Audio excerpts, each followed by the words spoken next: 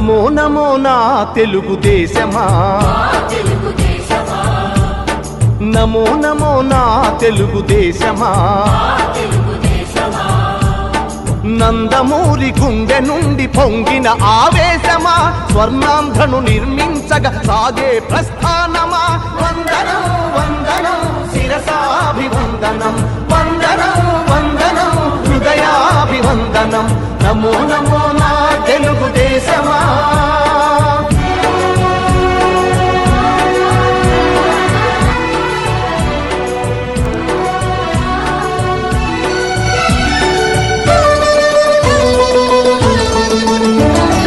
పొడిగట్టిన తెలుగువాని పౌరుషాస్మి రగిలించగా, పొడగొట్టిన తెలుగు పేరి ప్రపంచాన వినిపించగా, ఢిల్లీ చేతిలో కీలు బొమ్మలకు సవాలుగా, కుళ్ళు రాజకీయ పదవి కుట్రలకు జవాబుగా, పేదవాడిని మించిన భగవంతుడు లేడని, సమాజమే దేవాలయమని సాగే ఆరాధన. నమో నమో నా తెలుగుదేశమా, నమో నమో నా తెలుగుదేశమా.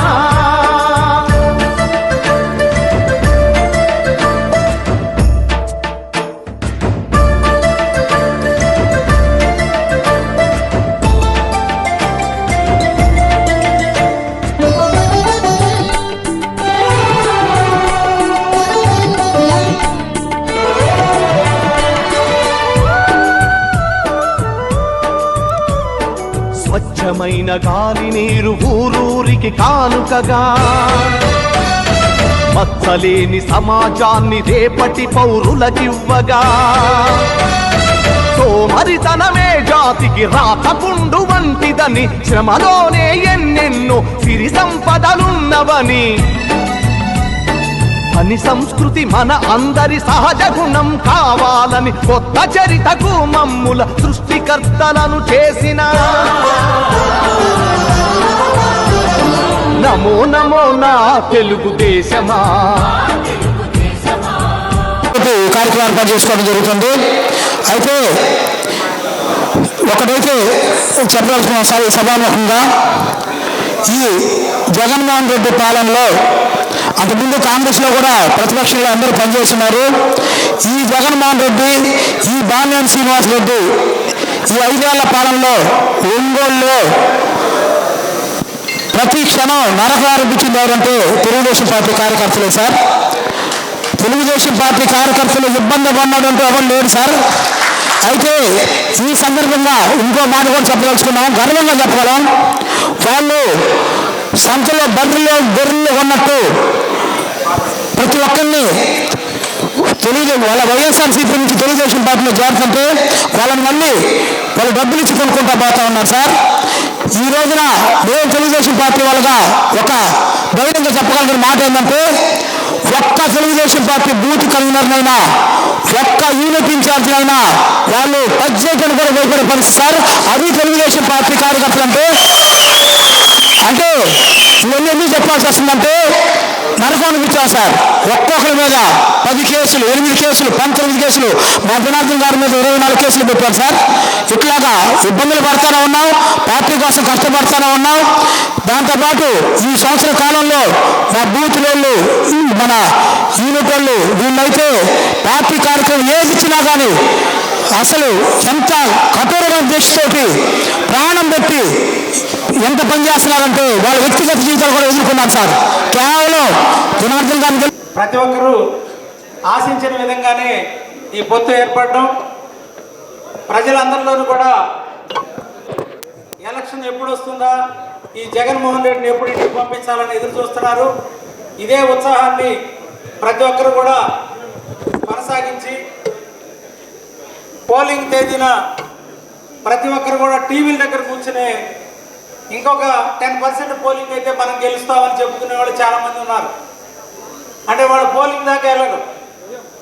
పోలింగ్ బూత్లు ఎవరో కష్టపడుతూ ఉంటారు, ఇంటి దగ్గర టీవీ చూసి 60% అయింది, 65% అయింది, ఇంకొక 5% అయితే మనకి గెలుస్తాము, మెజారిటీ వచ్చిందని మాట్లాడుకుంటూ ఉంటారు. ఏదైతే 2 గంటల నుంచి 5 గంటలు 6 గంటల మధ్యలో జరిగే పోలింగ్లో మన వాళ్ళు ఎక్కడైతే నిర్లిప్తగా అసహాయతగా ఉంటారో అటువంటి చోట వైసీపీ వాళ్ళు రిగ్గింగ్ చేసుకొని గెలిచినటువంటి దాఖలాలు 2019లో మనం చూసాం. ఈరోజు క్లస్టర్ మీటింగ్ కాబట్టి ఆ విషయాన్ని మళ్ళీ మీకు గుర్తు చేయాల్సి వస్తుంది.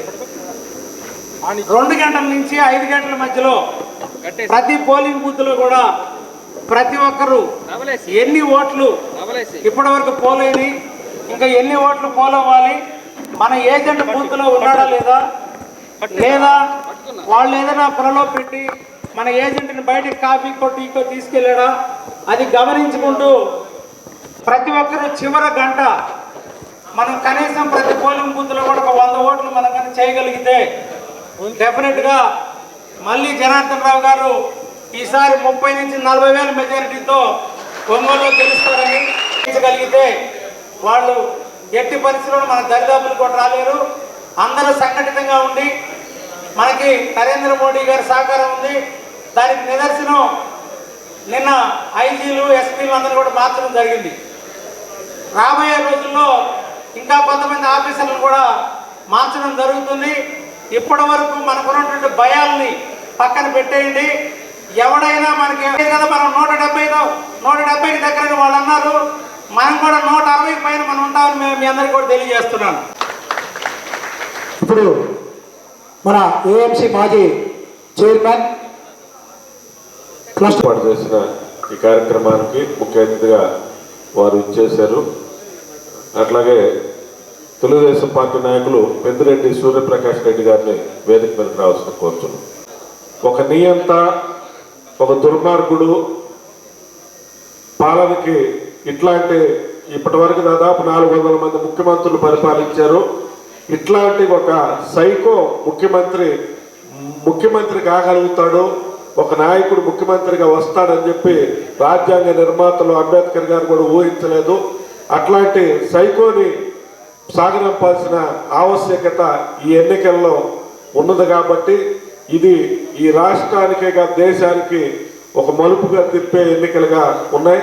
దీంట్లో ఒకవైపున ఎర్రచందనం స్మగ్లర్, ఇంకొక వైపున మన మాజీ పార్లమెంట్ సభ్యులు, ఇంకొక వైపున 5 సార్లు గెలిచి ఎలాంటి అభివృద్ధి చేయని వ్యక్తి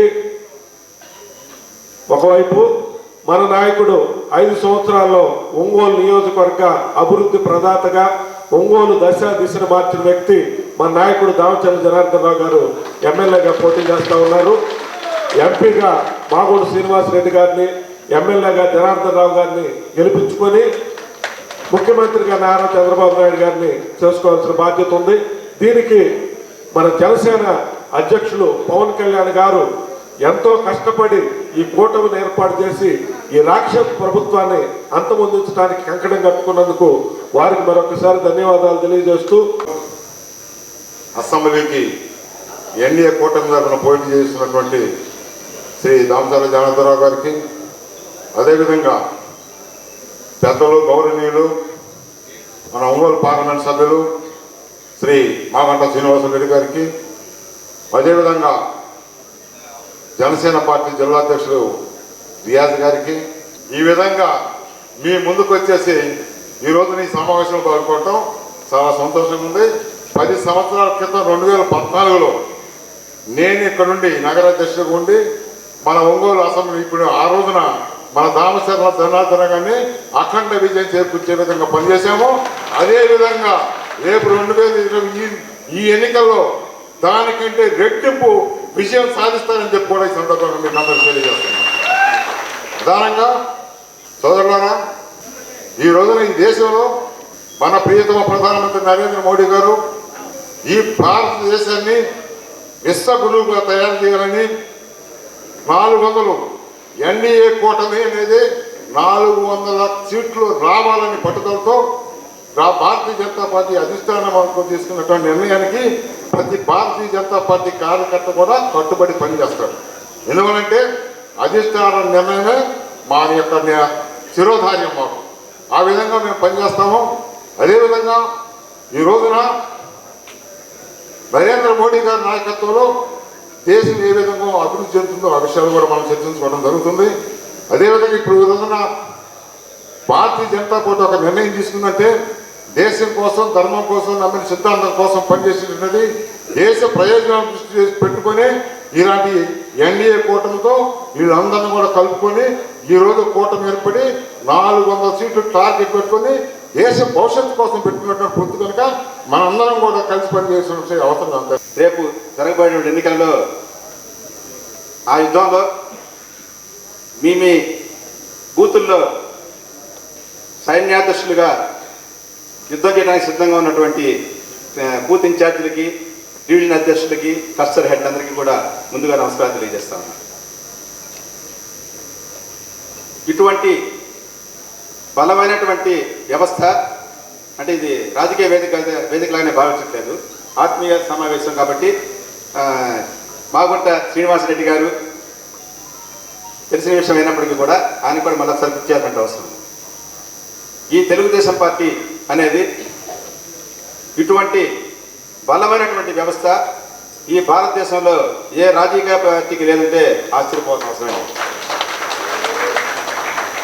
మీరు ఇక్కడ ఉన్నటువంటి ఏ బూత్ ఇన్ఛార్జీని లేపినా అడిగినా ఆ బూత్లో ఏ కులానికి ఎన్ని ఓట్లు ఉన్నాయో కూడా చెప్పగలిగేటువంటి పనిచేసేటువంటి వ్యక్తులందరూ కూడా, అంటే అంత గ్రౌండ్ లెవెల్లో పనిచేసేటువంటి వ్యవస్థని తెలుగుదేశం పార్టీ కలిగి ఉంది.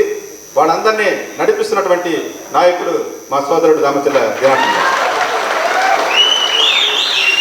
తెలుగుదేశం పార్టీ కోసం, దామచర్ల జనార్దన్ గారి కోసం ఏమైనా చేయడానికి సిద్ధపడిన వ్యక్తులు వీళ్ళందరూ కూడా. అటువంటి వ్యక్తులందరూ కూడా రేపు మీకోసం అదే విధంగా పనిచేయడానికి సిద్ధంగా ఉన్నారు. మీరు ఎట్టి పరిస్థితుల్లో కూడా ఇటువంటి ముఖ్యమైనటువంటి నాయకుల్ని మీరు జీవితాంతం కూడా ప్రేమగా, అభిమానంగా మీకు తెలిసింది అది అలాగే చూసుకోవాల్సిందిగా కోరుకుంటాను. నాకు 91 నుంచి మాగుంట కుటుంబంతో సంబంధాలు ఉన్నటువంటి వ్యక్తిని. సమాజానికి సేవ చేయాలని, చేతనైనంత వరకు మంచి చేయాలని, ఎవరితో కూడా శత్రుత్వం ఉండకూడదని చెప్పేసి కోరుకున్నటువంటి బలమైన కుటుంబం మాగుంట కుటుంబం.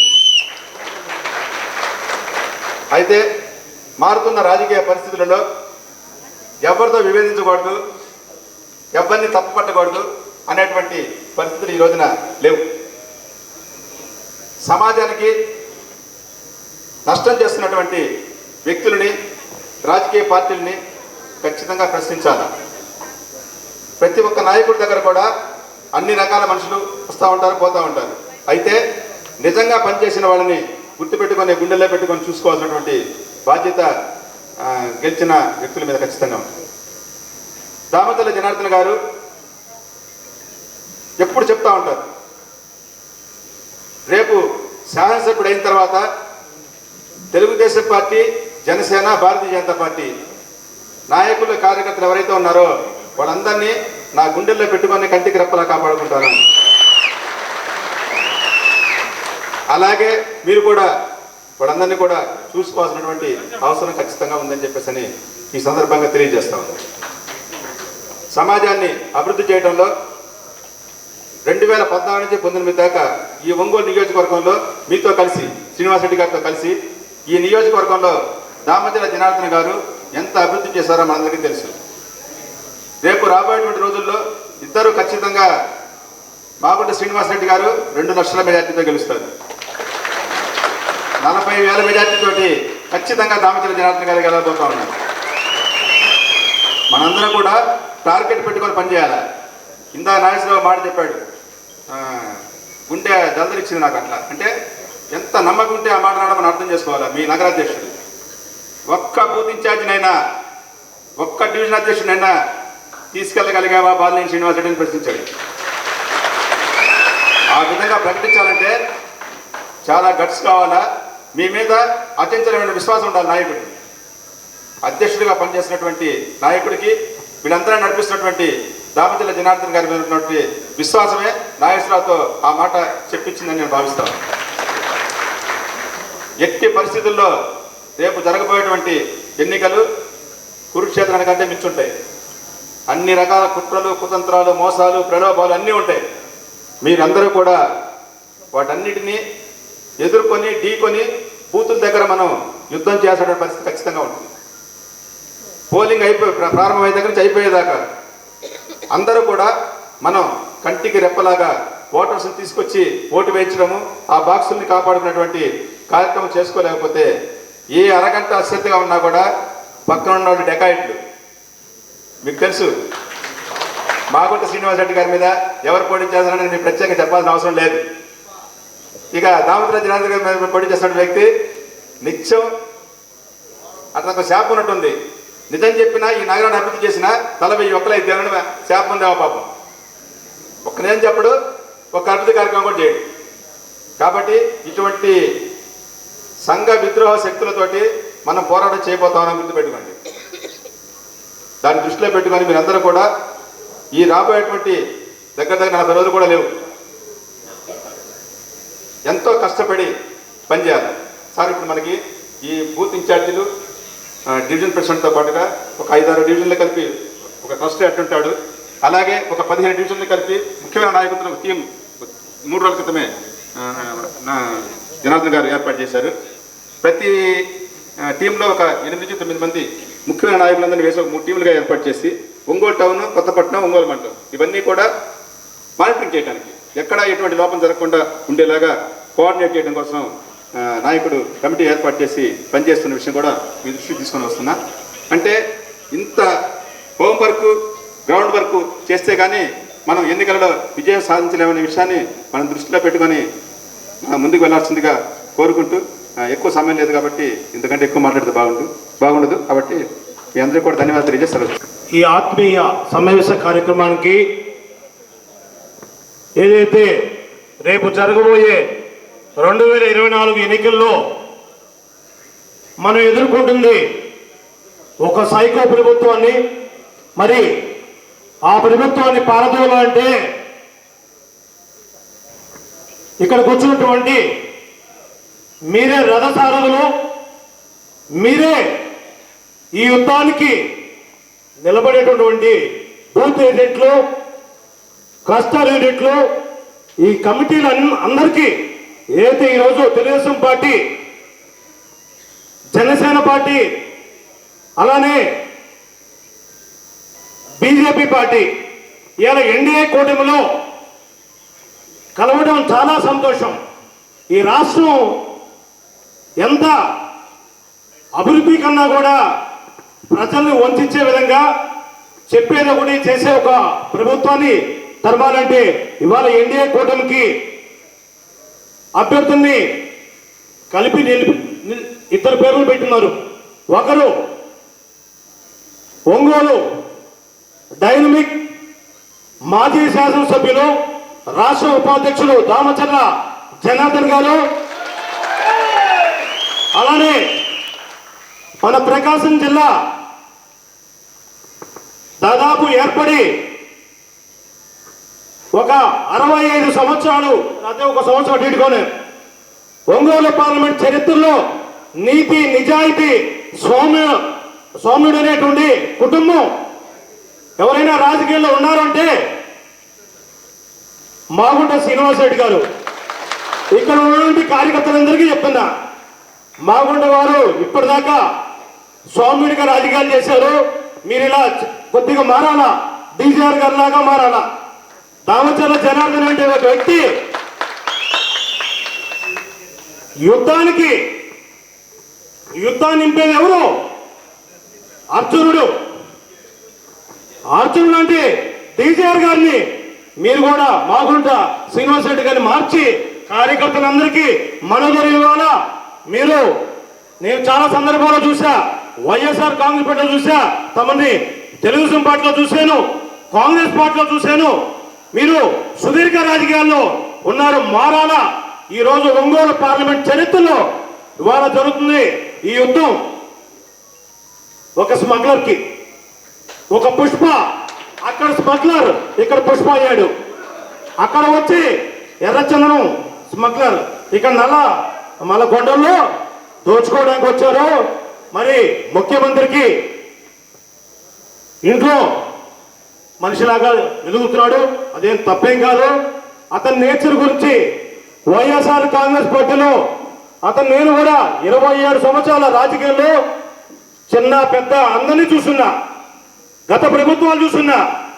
ఇవాళ ఒంగోలులో దాదాపు మా బంధువైనటువంటి ముఖ్యమంత్రి గారికి బంధువైనటువంటి ఒంగోలు శాసనసభ్యులు బాలినేని శ్రీనివాసరెడ్డి గారు ఇదే మా తెలుగుదేశం పార్టీ క్లస్టర్ మరి ఏదైతే బూత్ కమిటీ అందరి సాక్షిగా అన్ని పార్టీల సాక్షిగా మిమ్మల్ని ప్రశ్నిస్తున్నా.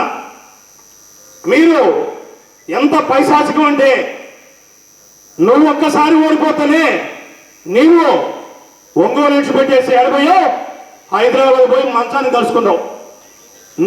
నీకు రాజకీయ భిక్ష పెట్టిందే మీ బావ, అది నాకు తెలుసు, ఒంగోలు జనాలు తెలుసు, జిల్లా జనాభాకు తెలుసు. మీ బావకి వెన్నుపోటు పోసిన వ్యక్తివి నువ్వు. నీ రాజకీయం కోసం, నీ రాజకీయ ఎదుగుదల కోసం నీ బావ అయినా సరే, నీ సమీప బంధువైనా సరే, నీ సొంత పార్టీల కార్యకర్తలు సరే, ఈ సభ మీద కొంతమంది పెద్దలు ఉన్నారు, వారు కూడా వారితో నడుచున్నారు. ఇదే మాగుండు కుటుంబంతో నడిచారు. అలాంటివి వారిని తొక్కించి రాజకీయంలో అణగదొక్కినటువంటి గుణం కుళ్ళు కుటుంబంతో రాజకీయాలు చేస్తాడు. మేము కూడా తప్పదు కదండి, రాజకీయాలు ఏది కూడా వాస్తవాలు మనం చెప్పాలా, ప్రజలకి తెలియజేయాలా. ఇవాళ ప్రభుత్వంలో మనం ఉండి మనం చేయలేని పని ప్రతిపక్షాలు విమర్శిస్తాయి. వాటిలో మనం మార్పుని చేసుకొని అభివృద్ధి పాటలో వెళ్లాల్సినటువంటి బాలినేని శ్రీనివాసరెడ్డి గారు 5 సార్లు పోటీ చేసి 6 సార్లు కంటెస్ట్ చేసి ఒకే ఒక్కసారి అర్జునుడి చేతిలో ఓడిపోయాడు 2014లో. ఎంత దుర్మార్గుడు అంటే ఆఖరికి ఆ ఎలక్షన్లో కూడా తెలుగుదేశం పార్టీ రావడానికి చాలా కుయుక్తులు పన్నాడు. కానీ తెలుగుదేశం పార్టీలో ఉండే సైనికులు కావచ్చు, పార్టీ కావచ్చు, ఈ దుర్మార్గుడు వెన్నుపడతాడని తెలుసుకొని రాలిగా ఇవాళ మేము మాట్లాడుతున్నానంటే ఒకటే, కడుపులో రగిలిపోయింది ఎవరికైనా కార్యకర్త అనే వ్యక్తులకి.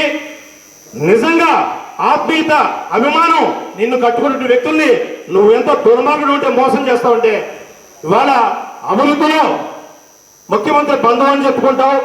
400 కోట్లు ఏమేం డిగ్రీ కాలేజీలో రాజశేఖర రెడ్డి గారు, జగన్మోహన్ రెడ్డి గారు ఇక్కడికి వచ్చినప్పుడు నీ పేరు చదవకపోతే అగ్గిలు అయిపోయి అమ్మ నా బదులు తిట్టావు ముఖ్యమంత్రిని. నేనున్నా 400 కోట్లు తెప్పిస్తానని చెప్పావు. ఏడున్నాయి? ఎక్కడ తెప్పించావు?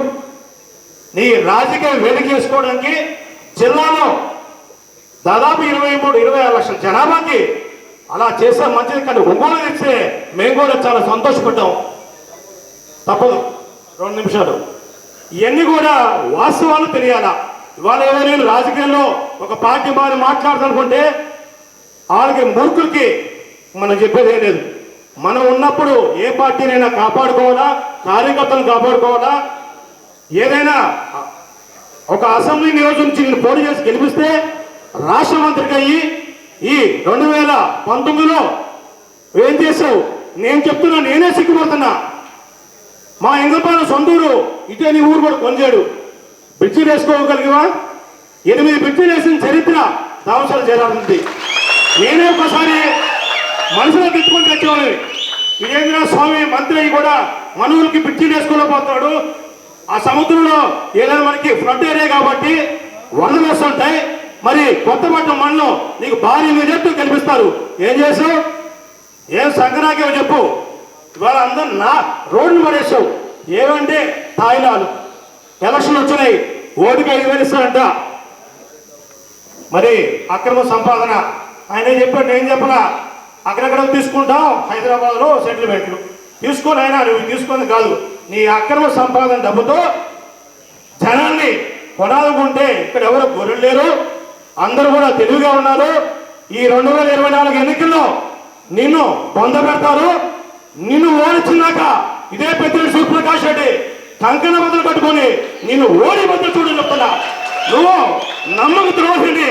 నేను ఇవాళ ఈ జిల్లా మొత్తం కాదు రాష్ట్రానికి నేను చెప్తున్నా, నువ్వు నమ్మక ద్రోహి. నువ్వు తెలుగుదేశం పార్టీలో పెద్ద పెద్ద వ్యక్తులతో టచ్లో ఉంటావు. ఇదే తెలుగుదేశం పార్టీ జాయిన్ అయిన వాళ్ళని నువ్వు ఇదే సాక్షి చెప్తున్నా. నా దగ్గర ఆధారాలు ఉన్నాయి. దామచర్ల జనార్దన్ గారు కందుకూరు పోతే ఈయన ఒంగోలు వస్తాడంట. అంటే అభివృద్ధి చేసేవాళ్ళు ఈయన ఉండకూడదు. వాస్తవాన్ని మనం ప్రజలకి తెలియజేయాలంటే ఒక చిన్న నా మనసులో ఉన్నటువంటి బాధని వాళ్ళ వ్యక్తి వెలుగుతున్నాను. ఇందాక యోగి గారు చెప్పినట్టు మనం సైనికులుగా పనిచేయాలా. మీకు ఏ చిన్న ఇబ్బంది వచ్చినా సరే కేసులకు భయపడద్దు. రెండోది బూతులో కూడా గ్యామింగ్ చేసే అవకాశాలు ఉంటాయి.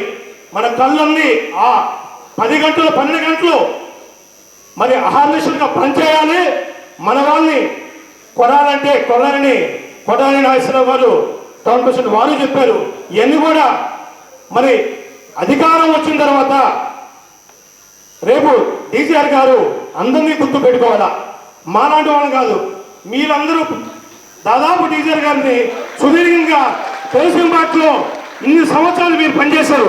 మాకు కూడా పదవులతో మీతో పాటు నడిచినటువంటి వాళ్ళందరికీ కూడా మంచి పదవులు ఇచ్చి, అలానే ఈ ఎన్డీఏ కూటమిలో పనిచేసే అన్ని పార్టీల వాళ్ళు కూడా సంస్కృత న్యాయం కల్పిస్తారని, ఏదైనా కూడా 2024లో బంపర్ మెజార్ తోటి మన కూటమి అభ్యర్థి ఒంగోలు శాసనసభ్యులుగా దామచర్ల జనార్దన్ గారిని భారీ మెజార్తో గెలిపిస్తారని, అలానే మన సౌమ్యుడు అనేటువంటి మన జిల్లా అభిమాని ప్రకాశం అంటే మాగుంట అంటే ప్రకాశం ఆ ఎంపీ గారు మాగుంట శ్రీనివాస్ రెడ్డి కూడా బ్రహ్మణ మెజార్ తోటి ఈ ఎన్డీఏ కూటమి కలవడమే మీ ఇద్దరికి బంపర్ మెజారిటీ గెలిచిందని నేను మీ అందరికి కూడా పేరు పేరున నమస్కారం చేస్తూ కష్టపడాలని కోరుకుంటున్నా.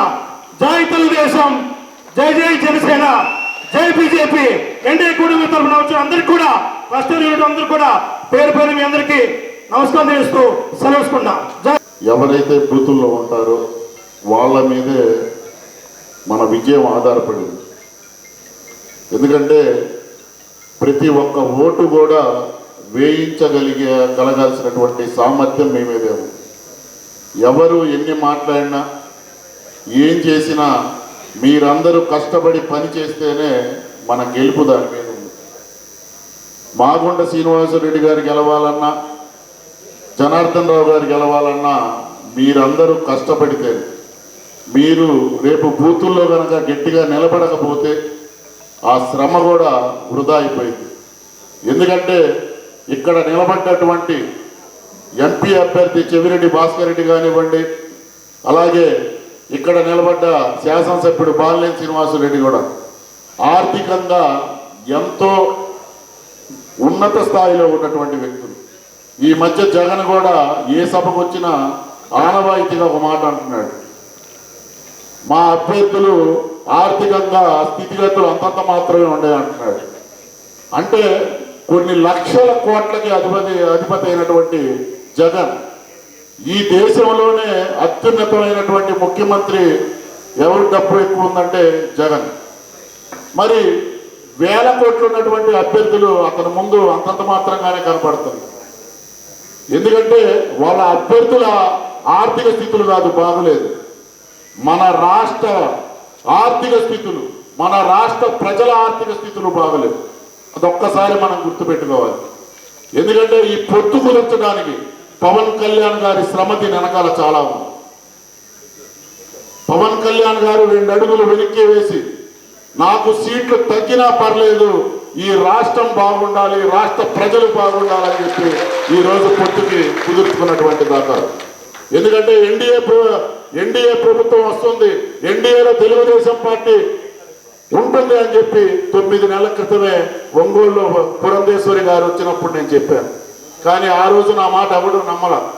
తెలుగుదేశం పార్టీ ఎన్డీఏ కూటమిలో రాదు అన్నారు. కానీ ఈరోజు తెలుగుదేశం పార్టీ కూటమిలోకి వచ్చింది. 3 పార్టీలు కలిసినప్పుడే ఈరోజు ఇక్కడ ఉన్నటువంటి శాసనసభ్యుడు భయాందోళనకు గురయ్యి ఇక మనకున్నటువంటి నాయకుల్ని ఏదో విధంగా మభ్యపెడుతూ భయపెడుతూ ఈరోజు అతను భయభ్రాంతులు చేయాలనుకుంటున్నాడు. కానీ ఏ ఒక్క తెలుగుదేశం పార్టీ కార్యకర్త కానీ, ఏ ఒక్క బీజేపీ కార్యకర్త కానీ, ఏ ఒక్క జనసేన పార్టీ కార్యకర్త కానీ ఎవరు ఇక్కడ పెదరడానికి సిద్ధంగా లేదు. ఎందుకంటే మన ముందున్నటువంటి లక్ష్యం ఒక్కటే, జనార్దన్ గారి గెలుపు, మాగుంట శ్రీనివాసరెడ్డి గారి గెలుపు. రాష్ట్రంలో చంద్రబాబుకి ఇక్కడ ఉన్నటువంటి పవన్ కళ్యాణ్ గారు, కేంద్రంలో ఉన్నటువంటి మోడీ గారు ఇద్దరు కూడా తోడయ్యారు. అగ్నికి వాయువు ఏ విధంగా తోడైతే తగలబడిపోయిందో ఆ విధంగా ఈ రాష్ట్రంలో వైసీపీ పార్టీని తగలబెట్టడానికి మనందరం కూడా సిద్ధం అవ్వాలి.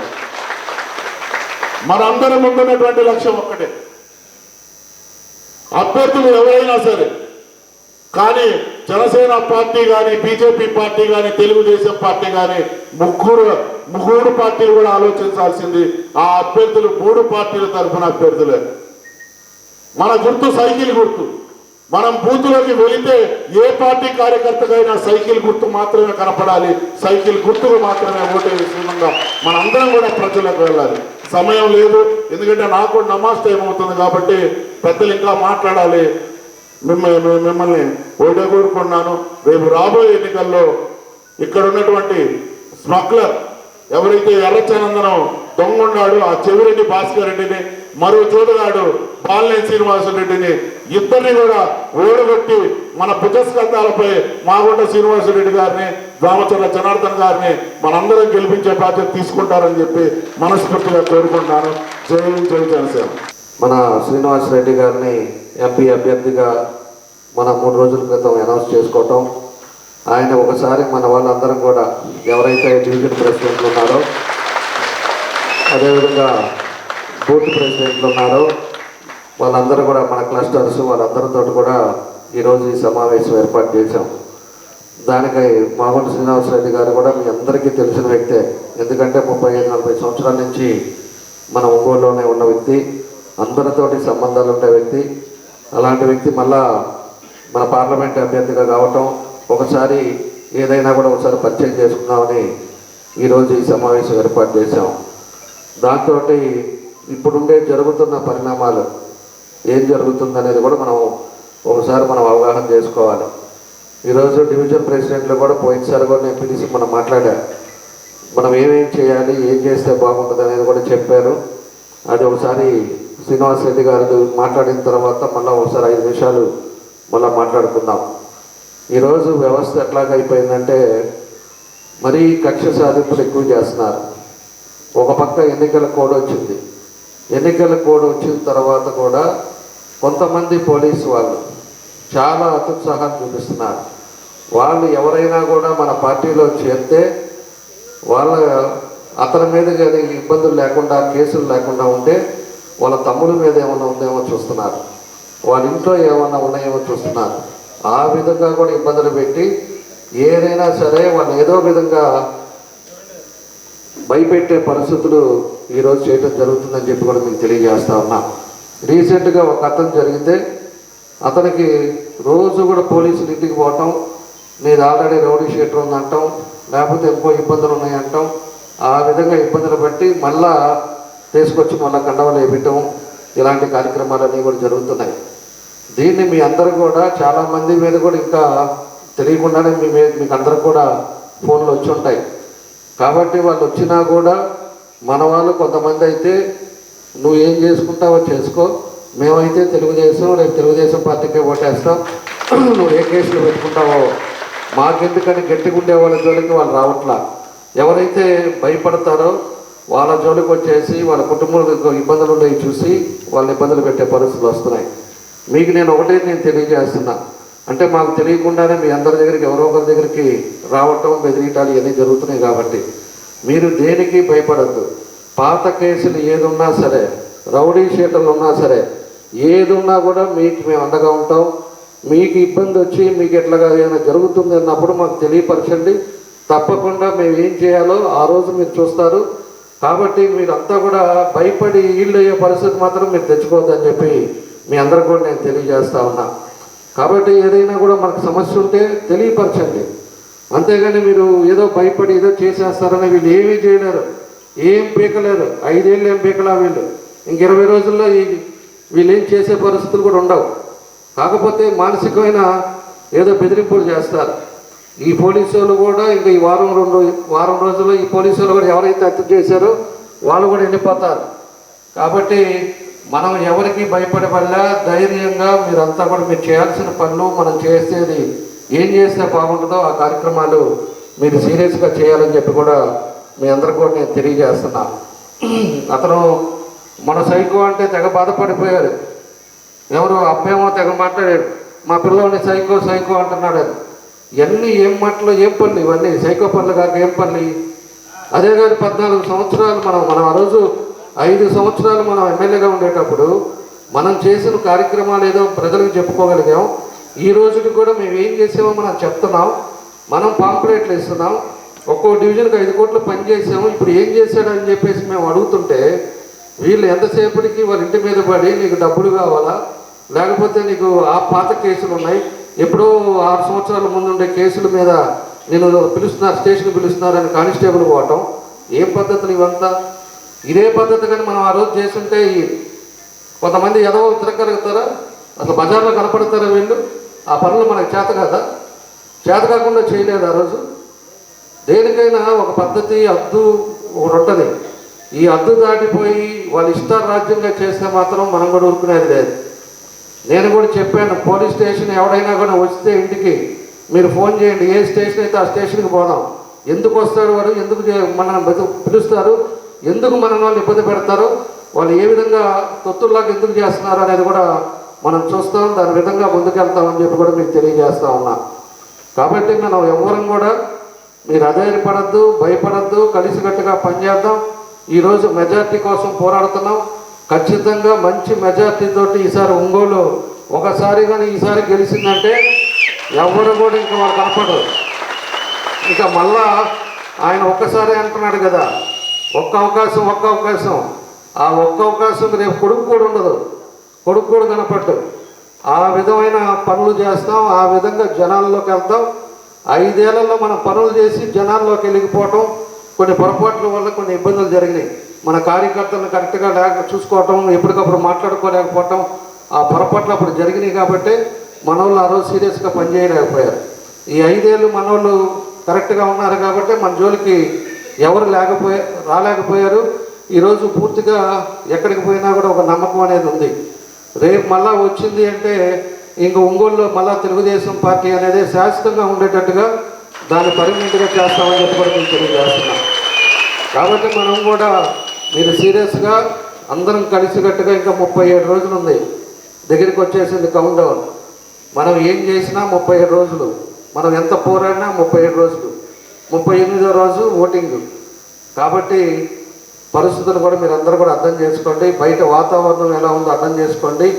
ఇవన్నీ కూడా మీరు గమనించుకొని ప్రతి ఒక్కరు కూడా మనం సీరియస్గా చేయాలని చెప్పేసి కూడా కోరుకుంటా ఉన్నా. మన ఎంపీ గారు కూడా అందరికీ తెలిసిన వ్యక్తి, ఖచ్చితంగా మంచి మెజార్టీతోటి రేపు మళ్ళా ఎంపీ గారు గెలిచే విధంగా మనం చేస్తామని చెప్పేసి కూడా మీకు తెలియజేస్తా ఉన్నా. కాబట్టి ఈరోజు బీజేపీ కానీ పవన్ కళ్యాణ్ గారు కానీ వీళ్ళందరూ కూడా ఇలాంటి వ్యక్తి మళ్ళా ముఖ్యమంత్రి అయితే రాష్ట్రం ఏ పరిస్థితి ఉంటుంది ఒక్కసారి మనందరం కూడా ఆలోచించుకోండి. ఎందుకంటే ప్రతి ఇంట్లో ఇబ్బందులు పడతారు. ఈరోజు ఎలక్షన్స్ అయిపోయి కోడ్ వచ్చినా కూడా వీళ్ళు ఈ రకంగా బిహేవ్ చేస్తూ ఉంటే రేపు నిజంగానే మళ్ళా గవర్నమెంట్ వస్తే మనుషులను అసలు రోడ్డు మీద బతకనిస్తారా అనేది కూడా ఒకసారి మనం ఆలోచించుకోండి. అలాంటి వ్యవస్థను తీసుకొస్తారు. ఇంకా అలాంటి పరిస్థితి కూడా ఉండే పరిస్థితులు వస్తాయని చెప్పి ఈరోజు మన పవన్ కళ్యాణ్ గారు కానీ వీళ్ళు అందరూ కూడా కలిశారు. ఈరోజు ఎక్కువ మనం అందరం ఉమ్మడిగా ఉన్నాం. తప్పకుండా పూర్తిగా ఎక్కడెక్కడ లోపాలు ఉన్నాయో అవి కూడా మనం తెలియపరిస్తే అవన్నీ కూడా ఇమ్మీడియట్గా చేంజ్ చేసే పరిస్థితులు ఉన్నాయి. కాబట్టి మనం ఎవరికి అధైర్యపడద్దు, భయపడద్దు, ధైర్యంగా మనం చేయాల్సిన పనులు మీరందరూ కూడా కష్టపడి మనం పనిచేద్దామని చెప్పేసి మరోసారి తెలియజేస్తూ, పార్టీలో వచ్చిన వాళ్ళకు కూడా ధైర్యంగా ఉండండి. ఏ ఇబ్బంది వచ్చినా కూడా నాకు తెలియపరచండి, మీకు నేనున్నానని చెప్పేసి కూడా ఈ సందర్భంగా నేను ఈ తెలియజేస్తా ఉన్నాను. కాబట్టి మళ్ళా 1:30కి మనకి మసీద్ దగ్గర కార్యక్రమం ఉంది. కాబట్టి మన ఎంపీ గారు మాట్లాడిన తర్వాత ఒక 5 నిమిషాలు మళ్ళీ కంక్లూజన్ నేను మాట్లాడతాను. కాబట్టి మీ అందరికీ పేరు పేరున నా నమస్కారాలు తెలియజేస్తూ సెలవు తీసుకుంటాను.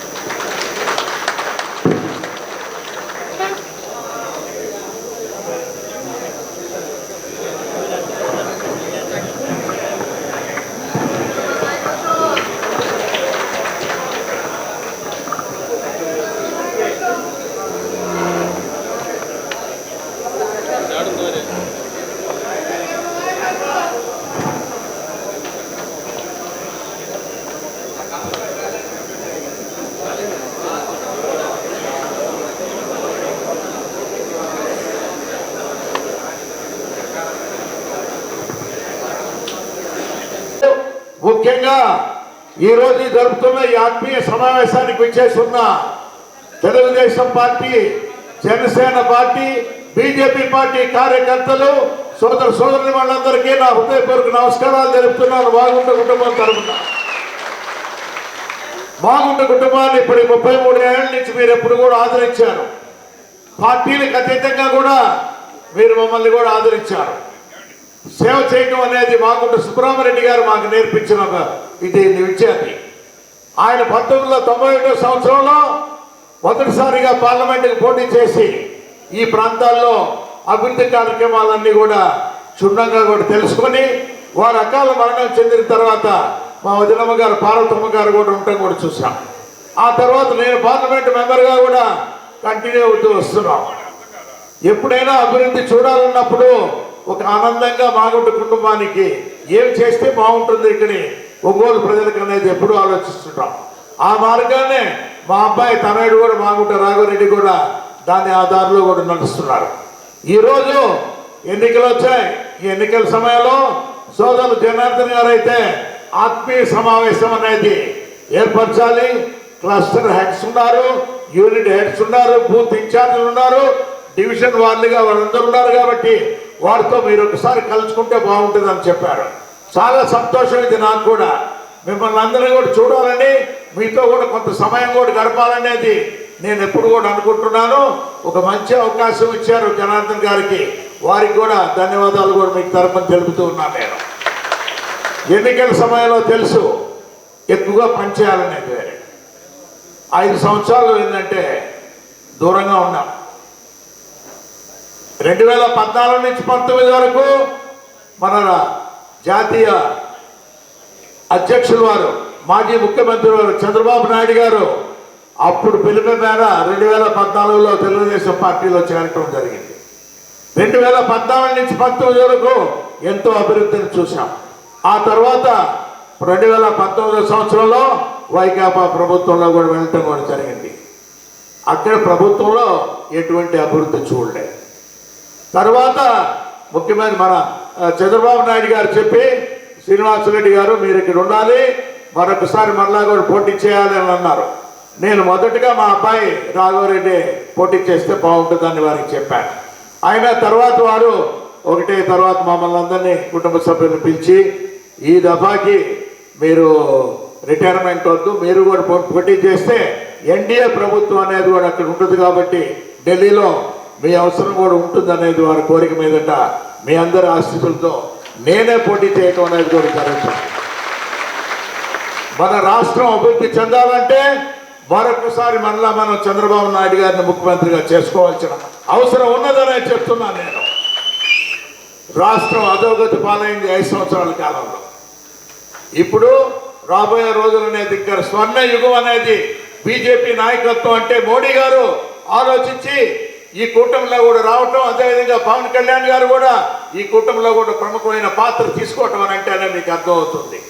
ఆంధ్రప్రదేశ్ ఏ విధంగా అధోగతి పట్టింది, రాష్ట్ర పురోగతి కొరకు ముఖ్యమంత్రిగా చంద్రబాబు నాయుడు గారి పరిపాలన ఉంటేనే కేంద్రం నుంచి కూడా రాష్ట్రానికి నిధులు ఇచ్చేదానికి మనకు సరిగా ఉపయోగపడుతుందని ఆలోచించిన తర్వాతే మోడీ గారు ఈ కూటమిని కూడా ఏర్పరచడం జరిగింది. ఎన్నికల్లో చూస్తున్నాం మనం.